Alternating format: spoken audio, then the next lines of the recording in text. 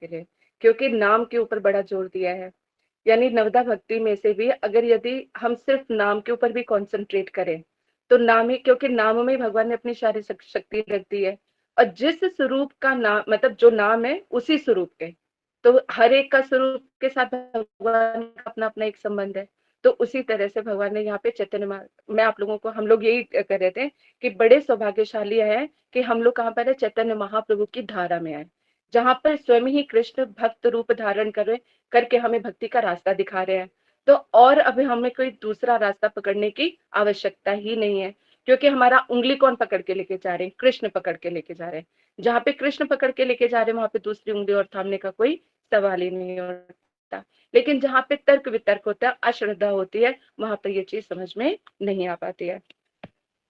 आगे कहते हैं, गोदावरी तीर वने वृंदावन भ्रम, रामानंद राय सहत ही से मिलन। अब ऐसे भ्रमण करते करते, तीर्थों का भ्रमण करते करते कहाँ पे पहुंचे, गोदावरी के तट पर पहुंचे। वहां पे गोदावरी तट के एक बहुत सुंदर वन है, वहां पे महाप्रभु को क्या है, वृंदावन का भ्रम हो गया। जैसे हम लोग कहीं पर भी घूमने जाते हैं कि जैसे एक बार हम लोग गए थे मनाली, तो जहाँ पे ठहरे थे, सामने से झरना बह रहा था, तो उसको देख के मुझे यमुना जी स्मरण हुआ। और ऊपर जो पहाड़ थे, वो देख के मुझे वहां पर गोवर्धन का स्मरण हो गया। मैं कितनी देर तक छत पे खड़ी होके, मतलब अपनी बालकनी से खड़ी होके मैं यही देखती रही। मैंने कहा ये यमुना का किनारा, ये वहां पे। मैंने कहा काश ठाकुर जी भी आ जाते तो क्या बात थी। देखो, लेकिन क्या हो कि जैसे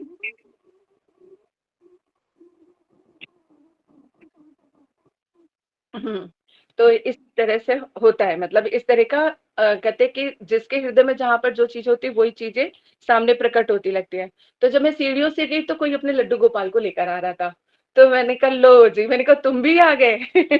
सबसे बड़ी अचंभे की बात तो ये थी कि जो सामने से आ रहे थे उनको तो मैं जानती भी नहीं थी। उनके हाथ में लड्डू गोपाल थे, और उनको एग्जैक्ट मेरे मुंह से ऐसे ही निकल गया, लो जी, गंगा मतलब यमुना जी है, पर्वती। मैंने कहा तुम भी आ गए, और उनके हाथों से बिना उनकी परमिशन के, बिना वो चीज को, लड्डू गोपाल मैंने अपने हाथ में ले लिए। फिर जब मैंने कान्हा से बातचीत के खत्म करी, तब मैंने उनसे बोला सॉरी, मैंने कहा ये तो मतलब आपके लड्डू गोपाल है। और मैंने कहा एक्चुअली मैं यहाँ पर जो मैंने कहा एम्बियंस है, वो बिल्कुल ऐसा लग रहा है जैसे हम गोवर्धन में है। तो मैंने कहा इसलिए, और साथ में इनको स्मरण ही करी थी, ये सामने से दिख गए तो मैंने ले लिया। तो वो लोग हंसने लग गए, कहते नहीं नहीं आप ठाकुर जी से मिलने आ सकते हो। उन्होंने अपना रूम वगैरह बताया। और तो इस तरह से, तो मतलब ऐसे ऐसे कभी कभी हो जाता है। तो कभी इसी तरह से, अब जैसे यहाँ पे महाप्रभु को, जब वो गोदावरी की तट पे बैठे, तो उनको लगे ये यमुना जी बह रही हैं। और जब वहां पे वन को देखा, तो उनको वृंदावन स्मरण हो आया। इसके में पूरी डिटेल में कथा हम लोग 8वें अध्याय के 11वें पयार में, हम लोग नहीं 8वें अध्याय के, हाँ 11वें, उसमें हम लोग श्रवण करेंगे। आगे कहते हैं, त्रिमल त्रिपदी स्थान कैल दर्शन, सर्वत्र करेली कृष्ण नाम प्रचारण। फिर महाप्रभु ने त्रिमल और त्रिपदी स्थानों में भी जाकर दर्शन किए, सर्वत्र कृष्ण नाम का ही प्रचार किया। महाप्रभु ने अनेक अनेक तीर्थ स्थानों में गए, वहां पे दर्शन किए सबके, लेकिन हर एक ग्राम में जो है क्या, कृष्ण नाम का ही प्रचार किया। अब यहाँ पे ये है कि कृष्ण नाम का ही क्यों, क्योंकि ये मूल है, मूल से सब चीजें मिल जाती हैं। जिसका जहां जैसा भाव होगा, उसके प्रति वो जो भाव यहाँ पे अगर मूल मिल गया, तो फिर तो कुछ और चाहने की जरूरत ही नहीं। तो हमेशा महाप्रभु ने सर्वोत्तम वस्तु प्रदान करने की कोशिश की है। और जहां जहां महाप्रभु गए हैं, तो वो तो मतलब दृष्टि पात्र करने मात्र से सबके हृदय में जो है कृष्ण प्रेम उदित हो जाता था। क्योंकि स्वयं भक्त रूप में आए हैं कृष्ण, तो सबको भक्ति ही दे रहे हैं। क्योंकि जो भी उनकी धारा में आया, जिन्होंने भी हरे कृष्ण महामंत्र लिया है, तो इनके हृदय में कृष्ण चैतन्य महाप्रभु का वास है। देर सबेर वो जो है प्रस्फुटित होएगा ही होगा। लेकिन कितना टाइम लग जाएगा उस चीज को, कहते हैं ना, बीज में अगर खाद पानी ना डले, तो वो जब बीज है और थोड़ा नीचे चला जाता है, लेकिन जब खाद पानी मिलता है, तो वही धीरे धीरे ऊपर आ जाता है। त्रिमल का मतलब तिरुमलय तंजौर जिला में अवस्थित है। ये मध्य लीला के 9वें अध्याय में हम लोग श्रवण करेंगे। ऐसे तिरुपति या तिरुपाटर उत्तर आर्कट में वैकुंठचल की घाटी में अवस्थित है। वहां श्री रामचंद्र जी का मंदिर है। इसी वैकुंठचल के ऊपर सुप्रसिद्ध बालाजी का भी मंदिर है। ये भी 9वें अध्याय के 64वें श्लोक में इसके बारे में पूरा डिटेल बताया हुआ है। अभी प्रथम अध्याय में क्यों ये सारी चीजें संक्षेप में बताई हैं, कि पूरी बुक में क्या दिया गया है, उसका इसमें संक्षेप में बताया गया है। तभी तो पाशिंदे गड़े करिल दलन, अहो बल नरसिंह आदि कैल दर्शन। तब उन्होंने कुछ पाखंडियों को परास्त किया। इसके बाद उन्होंने अहोबल नरसिंह आदि मंदिर के भी दर्शन किए। तो एक बार जितने भी भगवान के श्री जितने भी अवतार है, अपनी श्री मूर्तियां हैं, उन सबका दर्शन किया है। लेकिन दर्शन करने मात्र से भी क्या, सिर्फ प्रणाम किया है उनको, है ना। जैसे हम लोग सब लोगों का व्रत रखते हैं, लेकिन उसमें क्या है, हृदय से जो है एक ही नाम आश्रित, नाम तो नाम का एक ही नाम का आश्रित लेने पर ही जो है हमारा आगे बढ़ सकते हैं। पाषिंड दलन मध्य लीला जो है, इसमें कहते हैं कि 9वें अध्याय में हम लोग श्रवण करेंगे। कह रहे अहोबिलम मंदिर जो है दक्षिण भारत के कर्नूल जिला के सारबेल तालुका में है। संपूर्ण जिले में ये नरसिंह देव का मंदिर ही विख्यात है। पीछे अन्य 9 विष्णु विग्रहों के युक्त मंदिर से मिलने पर इसे नव नरसिंह मंदिर भी कहते हैं। प्रधान मंदिर 64 खंभों पर निर्मित है। ये प्रत्येक खंभे पर छोटे छोटे खंभे खुदे हुए हैं। मंदिर के सामने अत्यधिक कुशल शिल्पकारों और कलाकारी के नमूने के रूप में सफेद पत्थर से निर्मित 3 फुट व्यास के गोलाकार बड़े बड़े स्तंभों से युक्त एक असंपूर्ण किंतु बहुत विचित्र मंडप विद्यमान है। तो ये नव नरसिंह मंदिर की पूरा विवरण दिया है कि वो मंदिर किस तरह का कैसा बना हुआ है, जहां महाप्रभु सब जगह दर्शन कर रहे थे। कह रहे श्री रंग क्षेत्र आइला कावेरी तीर, श्री रंग देखिया प्रेम हैला अस्थिर। कह रहे वहां से कावेरी के तट पर श्री रंगम पहुंचे। श्री रंग जी के दर्शन करके वे प्रेम में मत हो गए। अब श्री रंग क्षेत्र मध्य लीला में यानी 9वें अध्याय में भी इसको हम बहुत अच्छी तरह से हम लोग पढ़ेंगे। जो हम लोग द्वारिकाधीश गए थे, तो फिर हम लोग रंगनाथ भी गए थे दर्शन, नहीं रामेश्वरम गए थे हम, तब हम लोगों ने भी दर्शन किए थे। आगे जाके जो है विष्णु की बहुत बड़ी एक मूर्ति है वहां पे, और वहां पे मध्वाचार्य जी का एक श्री विग्रह भी है, कि जिनके मतलब है तो मूर्ति, लेकिन उनके बाल आ जाते हैं अभी भी, यानी जीवांत है वो। तो जब हम लोग जब दर्शन कर रहे थे ना, तब बल्कि तब ज्यादा नहीं पता था कि कहते कि ये सत्य था, नहीं तो और अच्छे तरह से निहारते। उनके नाखून बढ़ जाते, उनके बाल आ जाते, उनकी शेविंग और ये सारा सब कुछ जो होता है। तो आज भी मतलब है, जब हम लोग दर्शन करने के लिए गए थे, तब हमने उनके दर्शन किए थे। करे तिमल भटेर घरे कैल प्रभुवास, ताही रहिला प्रभु वर्षाचारी मास।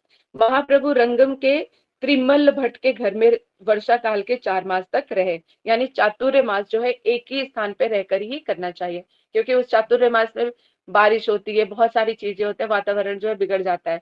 तो तब कहीं बाहर नहीं जाना चाहिए, एक ही जगह पे रहकर भजन करना चाहिए। तो महाप्रभु भी कहा त्रिमल्ल के घर में जो है ये जो चतुर्मास का समय उन्होंने वहीं पे निकाला। श्री वैष्णव त्रिमल्ल भट्ट परम पंडित गोसाई पंडित प्रेमे हैला विस्मित। त्रिमल्ल भट्ट के बड़े विद्वान और श्री संप्रदाय के दीक्षित वैष्णव थे। अब महाप्रभु श्री मध्वाचार्य के कहते ब्रह्म गौड़ीय संप्रदाय से उनको ग्रहण किया महाप्रभु ने, लेकिन जिनके घर में रुके थे वो श्री संप्रदाय के वैष्णव थे। परंतु महाप्रभु का पांडित्य और श्री कृष्ण प्रेम देखकर बड़े आश्चर्यचकित हो गए, क्योंकि श्री संप्रदाय में जो है ऐश्वर्य है, ऐश्वर्य जहां पर होता है वहां पे प्रेम इतना दिखाई नहीं देता है। और महाप्रभु का लेकिन जो पांडित्य था और जो माधुर्य में व्यवहार था, तो कृष्ण प्रेम देखकर बड़े आश्चर्यचकित हो गए। ऐश्वर्य हमेशा माधुर्य को देखकर आश्चर्यचकित हो ही जाता है, क्योंकि वो उनके हृदय में वो प्रेम की अनुभूति नहीं होती जो माधुर्य भाव में होती है। त्रिमल भट्ट तमिल प्रदेश के अंतर्गत श्री रंगम और अन्य स्थानों में रहने वालों की तिरुमलय या वेंकट नाम की रखने की रीति नहीं है। वहां पे जो नाम है तो उसमें वेंकट जो है कहते नाम नहीं रखे जाते हैं। विशेषतः तिरुमलय या वेंकट भट्ट आदि बंगाल गए, अर्थात उत्तर में स्थित आंध्र प्रदेश के जो वैष्णव है वो अपने नाम के पीछे वेंकट लगाते हैं। श्री रंगम वासी टेंगलई या दक्षिण प्रदेश वासी ये वैष्णव होते हैं। तो इनके बारे में जो पूरी डिटेल में है 9वें अध्याय में लिखा गया है। चातुर्मा से महाप्रभु श्री वैष्णव सने गंगाइल नृत्य गीत कृष्ण संकीर्तन है। महाप्रभु ने चतुर्मास श्रीमल भट्ट और उनके परिवार के साथी नृत्य गीत सहित कृष्ण नाम संकीर्तन से वहां पर बिताए। यानी जहां जहां महाप्रभु गए, कृष्ण नाम का जो जो गंगा में सबको डुबोते हुए चले गए। चतुर्मासरे अंतरी पुण्य दक्षिण गमन, परमानंद पुरी सहित हिंदी मिलन। अब जब 4 मास बीत गए तो वो पुण्य दक्षिण भारत के भ्रमण पर निकले, और वहां श्री परमानंद पुरी से उनका वहां पे मिलन हुआ। तो ये भी जो है 9वें अध्याय में डिटेल्ड में बताया गया है इसमें। तभी भट्टधारी ऐसे कृष्णदासरे उद्धार राम जपी विप्र मुखे कृष्ण नाम प्रचार। तांत्रिक भट्टधारियों के द्वारा स्त्री और धन के आकर्षण में फंसाए गए अपने संगी कृष्णदास का महाप्रभु ने उद्धार किया। अब यहाँ पर एक ऐसे भक्ति की बात आ रही है जो किसी तांत्रिक और स्त्री के चक्कर में फंस गए थे, लेकिन महाप्रभु ने उस भक्ति की वहां पे रक्षा की। यही अगर साधक अवस्था में भी देखा जाता है कि जो हरि नाम संकीर्तन करते हैं, जो अपने आप सरेंडर कर लेते हैं, जो हरि नाम दीक्षा आदि लेते हैं, तो हम लोग ने बृहद भागवत में सनातन गोस्वामी जी ने बताया कि मंत्र कैसे रक्षा करता है। लेकिन यदि नाम की प्रति निष्ठा होगी तभी वो नाम हमारी रक्षा करेगा। अगर हमने अन्य अन्य नामों का आश्रय लिया हुआ है तो फिर कोई मंत्र काम नहीं करेगा। समझ में आ रही है बात? बताओ। हम्म। कहने का यहाँ पे बोल रहे हैं कि नाम कब रक्षा करता है? जब हम नाम की पूरी शरणागति होती है, आश्रय लिया होता है। अगर एक नाम के प्रति हमारा आश्रय है तो वही नाम रक्षा करे। जैसे गोपाल मंत्र है, अब गोपाल मंत्र के प्रति हमारी निष्ठा है। बृहद भागवत में सनातन गोस्वामी जी ने भी देखा कि कैसे गोप कुमार और ब्राह्मण देवता की जो मंत्र देवता कैसे रक्षा कर रहे थे, क्योंकि उनकी निष्ठा अपने नाम में थी। सारे अपने दुनिया भर के सारे काम करते लेकिन एकांत में बैठकर अपने नाम की, अब वो नाम किया करते थे। तो नाम प्रभु की निष्ठा होने के कारण नाम जो है हर जगह रक्षा करता है। तो इसी तरह से जब है हम नाम के प्रति अगर यदि हमारी निष्ठा होगी तो वो नाम ही हमें सारी कुरीतियों से बचाएगा। कहीं पर भी अगर हम फंस गए होंगे वहां से हमें निकालेगा। अगर हमारा मन भ्रमित हो गया तो घुमा फिरा के फिर वापस ले आएगा। तो जहां मर्जी घूम फिर लो, लेकिन नाम के प्रति निष्ठा है तो कहीं आपको वो भ्रमित नहीं होने देगा। अपने आप घुमा फिरा के वापस तुम्हें वहीं पे ले, क्योंकि तुम्हें टिकने नहीं देगा। चलो किसी वजह से किसी कर्म के कारण या किसी और के कारण हम किसी दूसरी चीजों में भी फंस जाते हैं, दूसरे काम में चले जाते हैं या कहीं भी चले, लेकिन यदि नाम में निष्ठा है तो वहां पे थोड़ा सा ठहर के समय बिता के फिर वापस आ जाओगे। नहीं कि ये मेरा घर नहीं, मेरा मन यहाँ पे नहीं टिकता, फिर अल्टीमेटली घूम के फिर वहीं पर ही आ जाएंगे। तो ये नाम हमें बचाता है, हमें कहीं पर टिकने नहीं देता। नहीं तो जैसे मान लो किसी के नाम की निष्ठा नहीं है, किसी ऐसे व्यक्ति से उसकी मुलाकात हो गई जो भजन नहीं करता है, संसार में आसक्त है, तो अगर उसकी भजन में निष्ठा नहीं है तो वो भी उसी का रंग उसके ऊपर चढ़ जाएगा। फिर उसको भी पार्टी खेलना, ताश खेलना, शराब पीना, ये सब चीजें करना उसको भी आनंद आने लग जाएगा कि भाई जो मैं जिंदगी जी रही थी वो कोई जिंदगी थी? कंठी पहनो, तिलक लगाओ, माला लेके 24 घंटे हाथ में घूमते रहो, क्या जिंदगी है? लोग भगवान के पीछे भागते रहते, साधु संत के पीछे पीछे। देखो यहाँ पे कितना मजा है, क्या तो है, क्या सब चीजें, क्या रंगरलियां है। अरे कहाँ इस जन्नत को छोड़ के मैं साधु के पीछे भाग रही थी। ऐसी बुद्धि हो जाती है। और कभी कभी ऐसा विषयों में आसक्त कोई एक साधु संत शुद्ध भक्त मिल जाता है, उसको समझ में आता है कि साधु संत क्या है। वो सोचता है कि बता कितनी यहाँ पे सुख और शांति है, कितना यहाँ आपसी प्रेम है। कहाँ मैं कहाँ संसार के विषयों में ऐसे आसक्त होकर घूम रहा था, आज देखो मैं कहाँ पर हूँ। तो इस तरह से होते, अगर निष्ठा है तो घूम फिर के भी पार्टी में से वापस आ जाओगे अपने साधु संग के पास। अगर निष्ठा नहीं है तो खो जाओगे। समझ गई? आगे बबीता बात समझ में? तो ध्यान के प्रति जरूरी है यह, क्योंकि यहाँ पे देखो ये शास्त्र वचन है, शास्त्र वचनों पे दृढ़ विश्वास ही श्रद्धा कहलाती है। अगर शास्त्र वचन पे भी हमें विश्वास नहीं होगा तो अभी हमारी श्रद्धा ही नहीं है। जब श्रद्धा ही नहीं है तो फिर भक्ति क्या करेंगे? ठीक है, अब आया। तो चातुर्मास के बाद पुण्य दक्षिण भारत में भ्रमण कर निकले और श्री परमानंदपुरी पे उनका मिलन हुआ। अच्छा यहाँ पर थे तो वो कहाँ पे फंस गया था? एक संगी कृष्णदास नाम जो भक्त है वो तांत्रिक और धन के आकर्षण में फंस गया था, तो महाप्रभु ने उसको वहां से बचाया। श्री राम नाम जप करने वाले ब्राह्मण के मुख से उन्होंने कृष्ण नाम का प्रचार करवाया। अब देखो, अब यहाँ पे जो कहते जो ब्राह्मण था, कहते कि क्या राम नाम का प्रचार किया करता था, मतलब राम नाम किया करता था। राम नाम करना कोई वो नहीं है। अगर उसके राम में निष्ठा है, जैसे मुरारी गुप्त थे ना, कौन, हाँ, जो कहते हैं जिनको कृष्ण महाप्रभु ने बोला कि तुम राम नाम करना छोड़ दो, तो जब वो बाद में विचार करने लगे तो रात भर रोते रहे कि राम जी के ही चरण तो सब कुछ है मेरे सर्वस्व, अगर उनको छोड़ दिया तो मैं जीवित ही नहीं बचूंगा। तो महाप्रभु जो के कहते कि प्रभु मैं आपकी इस आज्ञा का पालन नहीं कर पाऊंगा, अगर राम मेरे मुंह से ना निकला तो मेरे तो प्राणी निकल जाएंगे। तो महाप्रभु बड़े प्रसन्न हुए, कह रहे अरे तुम तो राम के ही दास हो, तुम उन्हीं की सेवा करो, तुम्हें नियुक्त हो। अब यहाँ पर दिखा रहे कि राम नाम का जप करने वाले से कृष्ण नाम कराया। इसका मतलब उनके नाम में निष्ठा नहीं थी, क्योंकि नाम में निष्ठा ना होने के कारण ही वो, और उनका स्वरूप नहीं था। नाम में निष्ठा से भी पहले स्वरूप आता है, कि जो जिसका जहाँ पे स्वरूप है। अब जैसे हमारे गुरुदेव थे भक्तिवेदांत नारायण गोस्वामी महाराज जी, तो कृष्ण भक्ति में आने से पहले वो कौन थे? राम भक्त थे। रामायण पढ़ा करते थे, राम जी का नाम लिया करते थे। फिर लेकिन धीरे धीरे धीरे क्या है कि उनके, क्योंकि गुरुदेव का स्वरूप किसमें है? इसमें है। तो ये भी एक लीला करके दिखाई यहाँ पे साक्षात, क्योंकि उनका वो तो नित्य सिद्ध परिकर है, जीवों के जगत के लिए यहाँ पर आए हैं। तो उन्होंने पहले करके ये दिखाया कि जिसका जहाँ पे स्वरूप है, वो स्वरूप उसको वहां तक लेके जाता है। तो निष्ठा से राम भक्ति कर रहे थे, लेकिन उनका स्वरूप कृष्ण में था, वो तो मंजरी है। तो फिर कहते कि जब मूल को पकड़ा, तो फिर जो हृदय में जो छिपा हुआ भाव था वो प्रकाशित हुआ और कृष्ण भक्ति में आ गए। इसी तरह से यहाँ पर जो कहते कि महाप्रभु जो बता रहे हैं कि राम नाम के जप करने वाले के ब्राह्मण के मुख से कृष्ण नाम करवाया, तो तात्पर्य क्या है कि उसमें उनका स्वरूप ही नहीं था, इसलिए राम नाम उनका छुट के कृष्ण स्वरूप में था, तो वो अपने वापस घर आ गए। जैसे कि कोई इंसान जो है कहीं प्ले करने के लिए कहीं कुछ हो जाए, और अल्टीमेटली सबको करने के बाद फिर अपने घर ही पहुंचता है। अमृत भाषा में का राम जपी जो ब्राह्मण श्री राम का जप करता था, कह रहे भट्टाथारी यही वास्तविक शब्द है। भट्टथारी शब्द ही लिखने वालों की असावधानी के कारण बंगला ग्रंथों में भट्टमारी हो गया है। भट्टथारी जो है रियल शब्द है, लेकिन अलग अलग बंगला ग्रंथों में जो है भट्टमारी लिख दिया, कि प्रोनाउंसिएशन ठीक ना होने के कारण। कह रहे मालाबार प्रदेश में पवित्रता अभिमानी बहुत नमबुद्री ब्राह्मण रहते थे। ये भट्टाधारी लोग उनके पुरोहित का कार्य किया करते थे। उनकी मारण, उच्चाटन, वशीकरण, तांत्रिक, यज्ञ निपुणता विख्यात थी। ये लोग कैसे थे? तांत्रिक थे। और ये कहते कि और ये भट्टाधारी लोग पुरोहित का कार्य किया करते थे सबके घर में। और मारण, उच्चाटन, वशीकरण, ये सब जो है किसी के प्राण खतरे में डाल देना और वशीकरण कर लेना, इन सब चीजों में इनको निपुणता प्रख्यात थी। तो महाप्रभु के एक संगी थे, उनके संग में रहते थे कृष्णदास ब्राह्मण। तो चित्त जो बड़ा चंचल था, जैसे हम लोगों का मन बड़ा चंचल होता है, कहीं कोई संत या साधु संत देखे और बस वो इतना से कहते कि मुझे हाथ देखना आता है।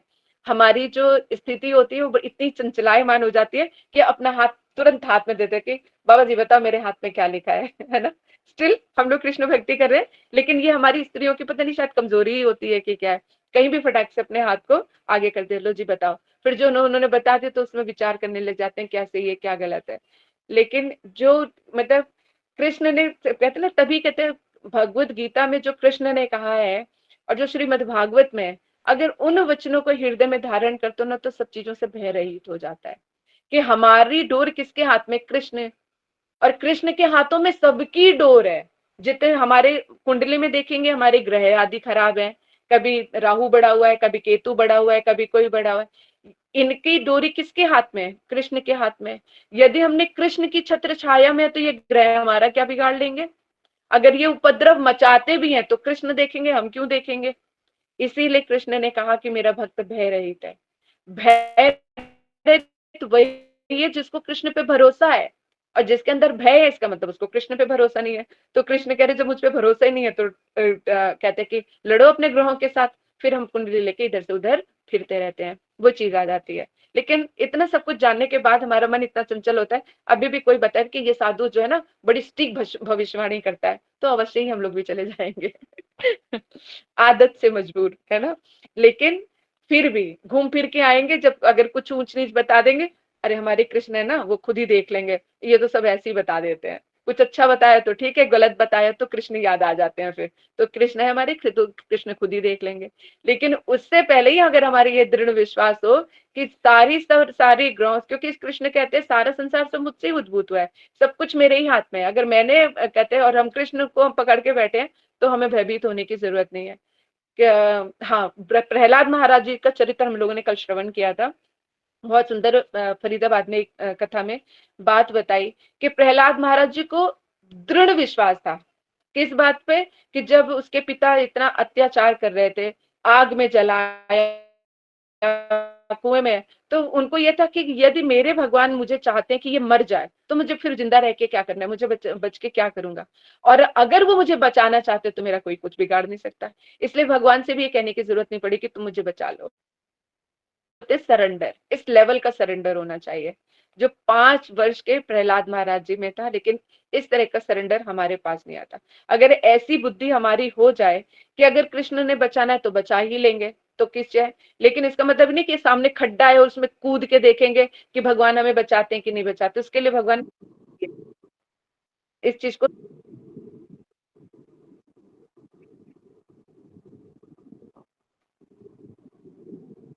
हाँ तो पहले ही थोड़ी ना देती, तो उनकी निष्ठा भी तो थी, पूर्व जन्म का साधु कितना किया।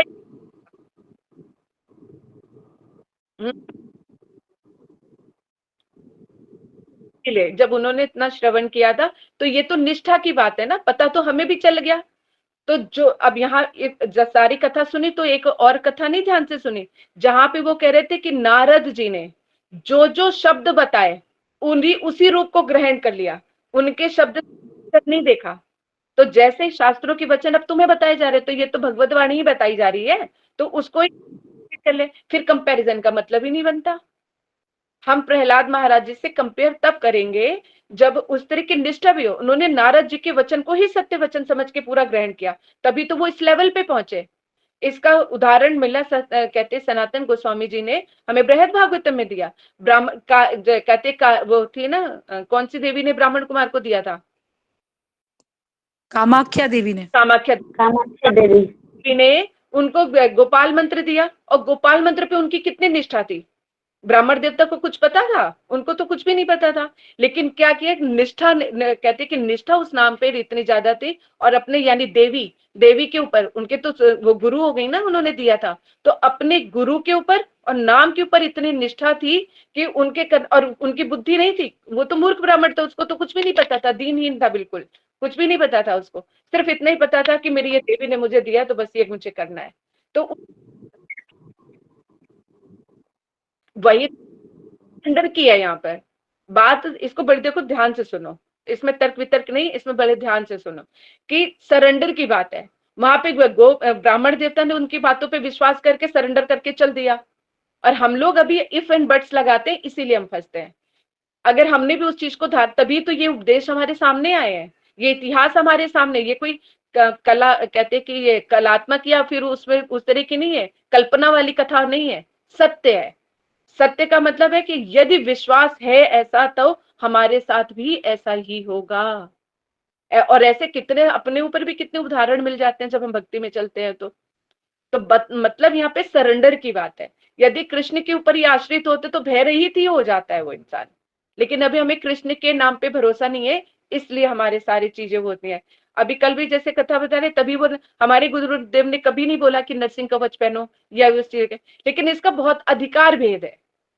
बहुत सारे लोग नरसिंह बनवाते हैं, कवच पहनते हैं, सब कुछ है, जब कृष्ण के ऊपर है। जैसे मैंने ये चीज अपना, ये भी तो आपको धरे, मैं इस्कॉन टेम्पल में गई थी और उनके महाराज जी से मिली, मैंने ये एग्जाम्पल भी आप लोगों को दिया था, तब उन्होंने भी यही बात बोली कि जब जो मैंने उनसे प्रश्न किया था, कह रहे कि अगर इस तरह की बुद्धि हो जाएगी तब तुम नरसिंह भगवान को भूल जाओगे, तो वही बोला जो मेरे मन में था, तो वही चीज आप लोगों पे भी बता रहे हैं। तो हमारे सरेंडर और विश्वास के ऊपर ही डिपेंड करता है।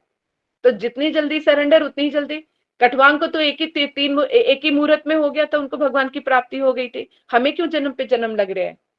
तो यहाँ पे सिर्फ और सिर्फ श्रद्धा और सरेंडर की बात है कि कितना सरेंडर होकर करते हैं और कितना हम उन सब चीजों को लेते हैं। और जो इफ एंड बट्स लगाते हैं, या हम किसी चीज को इस चीज को लेकर करें, कोई बहाना लगा के कि नहीं अभी हमारी परिस्थिति ऐसी है, ये सब है। रियलिटी में ये सारी बहानेबाजी है।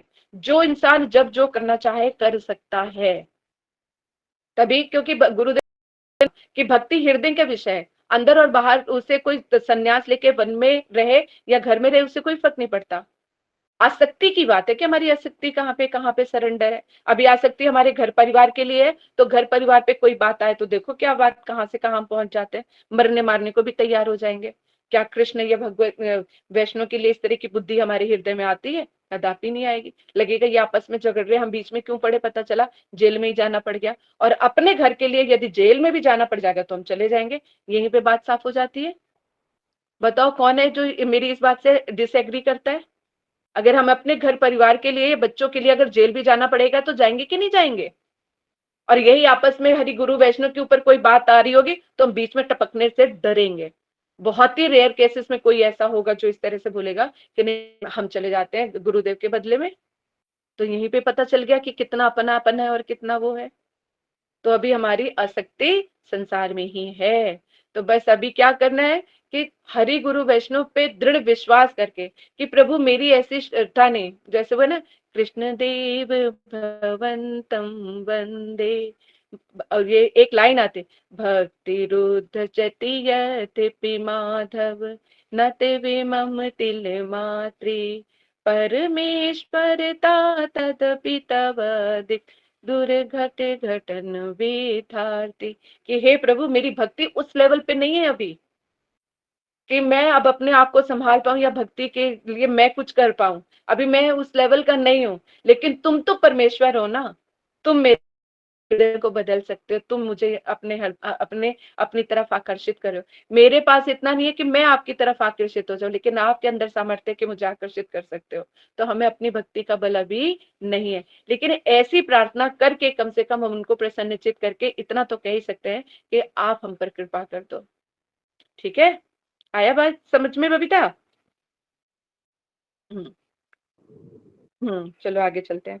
महाप्रभु के संगी कृष्णदास ब्राह्मण का चित्त बड़ा चंचल था, उसकी मति भी चंचल थी।